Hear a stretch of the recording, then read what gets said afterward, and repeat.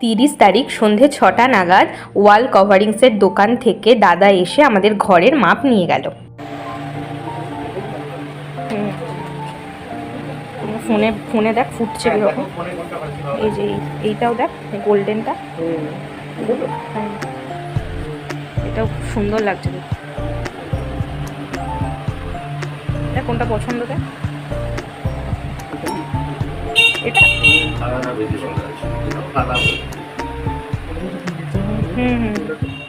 দাদা আমাদের ঘরের মাপ নিয়ে চলে যাওয়ার পরেই আমরা দুজনে সঙ্গে সঙ্গে আবার দোকানে গেলাম।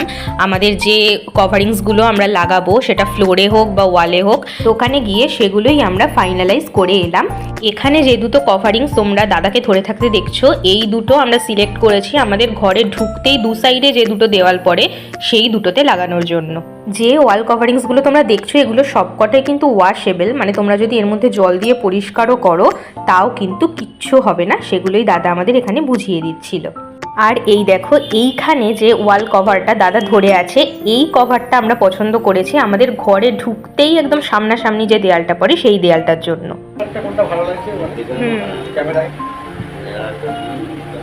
ক্যামেরা তো অতটা তো বোঝা যাবে না, তবে এই এটা যেটা চোখে লাগছে, মানে আলোটা পড়ছে তো ওটা ভালো করে বোঝা যাচ্ছে। এই কালারটা ভালো লাগছে বেশি, এইটা না একটু লাইটের ওপরে। কি করবো, ওটা করবি না এটা করবি? এটার সাথে কোনটা ভালো যাচ্ছে?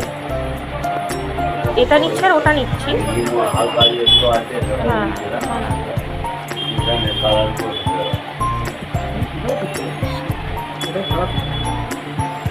করা যায়। আমার এই যে প্রথম দিন এসে দেখেছিলাম না, এটা আমার চোখে মানে ধরে আছে, এইটাই করো। ঠিক আছে, একটু মোটা হচ্ছে তাই তো, ঠিক আছে। এই দোকানে ওয়াল কভার্স বা ফ্লোর কভার্সের ভালোই কালেকশন আছে। এখানে আমরা একটা ক্যাটালগ দেখছিলাম, এই যে ক্যাটালগটা আমরা দেখছিলাম এই ক্যাটালগটা ছিল ফ্লোর কভার্সের কালেকশন।